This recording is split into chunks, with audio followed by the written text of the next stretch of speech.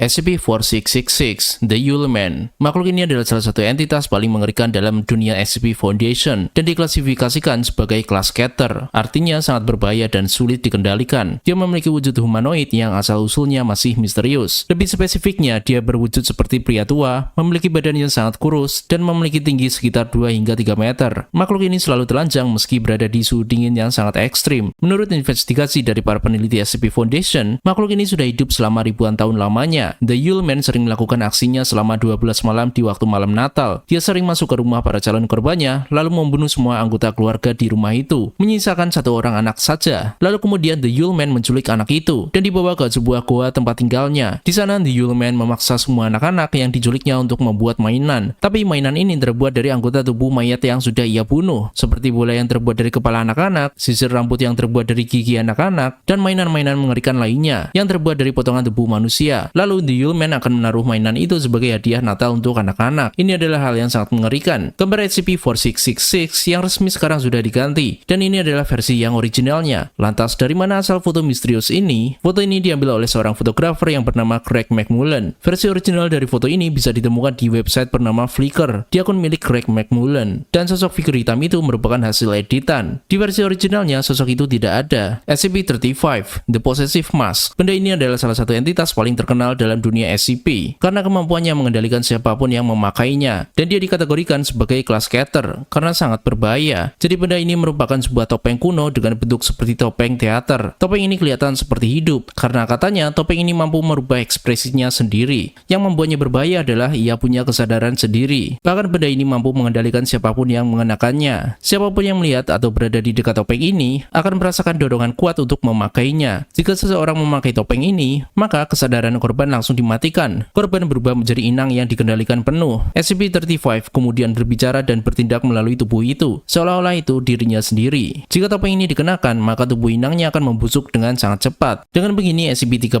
akan menjadi jauh lebih berbahaya, karena dia bisa membunuh siapapun. Bahkan saat topeng ini dipakai, akan ada cairan hitam yang keluar dari mata dan mulutnya. Cairan ini sangat berbahaya, karena mampu menghancurkan benda bahkan manusia. Dan sekarang, sebenarnya dari mana asal foto topeng teater ini? Ternyata foto SCP-35 yang resmi telah diganti dengan yang baru. Dan yang versi lama ini merupakan 2 topeng teater karya seniman bernama Elizabeth Simpson. Lalu untuk SCP yang versi baru, pastinya dibuat oleh para komunitas SCP.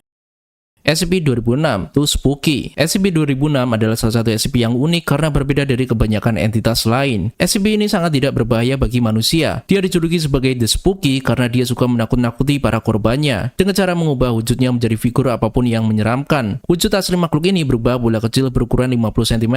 Bola kecil ini memiliki kecerdasan dan kesadaran seperti manusia. Meski makhluk ini tercatat belum pernah melukai manusia, dia dikategorikan sebagai kelas Keter karena ditakutkan akan bersifat berbahaya di masa depan. Dengan kekuatan anomalinya, dia bisa mengubah bentuk, ukuran, massa, bahkan struktur tubuhnya menjadi figur apapun yang dianggap menakutkan bagi manusia, seperti monster, hantu, alien, makhluk berukuran besar, dan figur menakutkan lainnya. Bahkan dia bisa meniru wujud dari monster yang ada di film horor. Bentuk wujud yang sangat populer adalah wujud dari monster ini. Dia kelihatan seperti seekor gorila yang mengenakan helm mirip seperti penyelam, dan tentunya dia memiliki proporsi badan yang sangat besar, layaknya sosok Bigfoot. Lalu sekarang, sebenarnya dari mana asal foto SCP-2006 dengan wujud ini? Foto ini ternyata adalah screenshot dari film jadul tahun 1953 yang berjudul The Robot Monster. Bigfoot yang mengenakan helm tersebut adalah monster yang bernama Roman. Film ini menceritakan tentang kelompok makhluk luar angkasa yang bernama Roman yang datang untuk memusnahkan umat manusia. SCP-3199, Humans Refuted. SCP ini adalah salah satu entitas paling menjijikan dan disturbing dalam dunia SCP Foundation. Makhluk ini bukanlah manusia, melainkan sosok spesies anomali yang sangat mengerikan, dan makhluk ini dikategorikan sebagai kelas Keter. SCP ini memiliki bentuk yang mirip sekali dengan campuran manusia dengan seekor ayam. Kombinasi itulah yang membuat makhluk ini kelihatan sangat mengerikan. Makhluk ini memiliki tinggi mencapai 3 meter. Tubuhnya tidak memiliki bulu, memiliki kulit pucat, dan ada cairan lendir yang menjijikkan. Dan bahkan lehernya mampu berputar ke belakang sebesar 340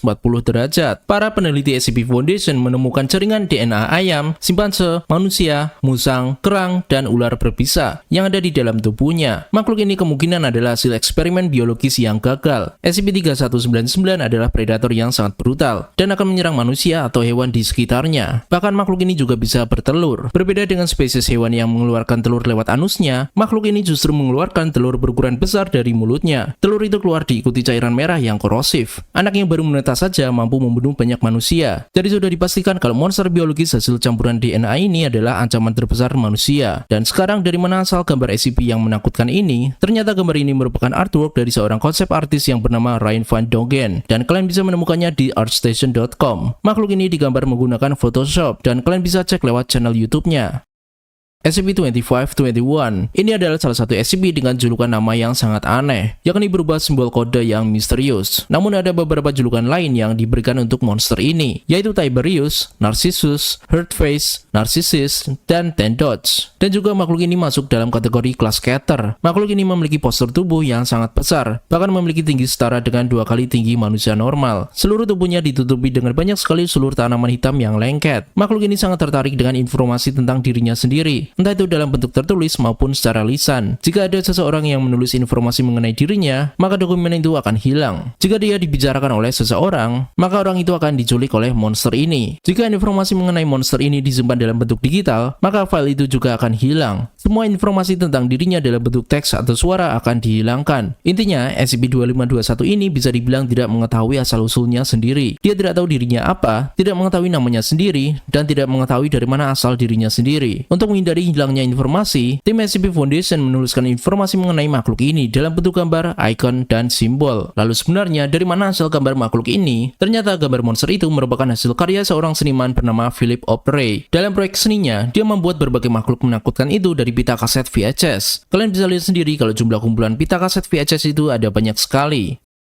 SCP-939 with many voices. SCP-939 adalah monster dalam dunia SCP Foundation yang dikenal sebagai predator mematikan yang berburu menggunakan suara. Dan monster ini tidak hanya ada satu, melainkan mereka hidup berkelompok. Mereka dikategorikan sebagai kelas Keter karena sangat berbahaya. Anatomi tubuh mereka sangatlah berbeda, yakni memiliki kulit merah seperti daging, tidak memiliki mata sama sekali, mulut penuh dengan gigi tajam, dan memiliki tinggi sekitar 2 meter, dengan bobot sekitar 250 kg. Ukuran makhluk ini sangat besar sekali, dan bentuk mereka menyerupai kadal raksasa dengan duri lancip di punggungnya. Mereka sering dijuluki sebagai with many voices karena mereka mampu menirukan suara apapun, termasuk suara hewan dan bahkan suara manusia. Para SCP-939 menggunakan suara manusia untuk berburu mangsa. Biasanya mereka mengeluarkan suara manusia yang telah mereka makan sebelumnya, seperti suara minta tolong, suara teman, atau suara keluarga dari calon korban. Mengandalkan suara dan getaran untuk mendeteksi mangsa. Sangat sensitif terhadap langkah kaki atau suara kecil. Jika kalian mendengar suara teman kalian di tempat yang tidak semestinya, maka itu bukanlah teman kalian. Dan sebenarnya dari mana gambar artwork SCP-939 ini berasal? Artwork versi resmi yang satu ini diciptakan oleh Adam Smasher dan Echo 4 Delta. Namun sumber halaman dari artwork ini tidak ditemukan. Mungkin kalian melihat ada banyak sekali versi gambar dari SCP-939 ini, tapi yang versi inilah yang dipakai di Villains Wiki. Meski sumber halaman asli dari artwork ini tidak ditemukan, setidaknya kita tahu siapa pembuatnya. SCP-1048 The Builder Bear. SCP-1048 adalah salah satu entitas SCP yang terlihat imut di luar, tapi sangat mengerikan di baliknya. Jadi SCP ini adalah sebuah boneka teddy bear yang berukuran sekitar 30 cm.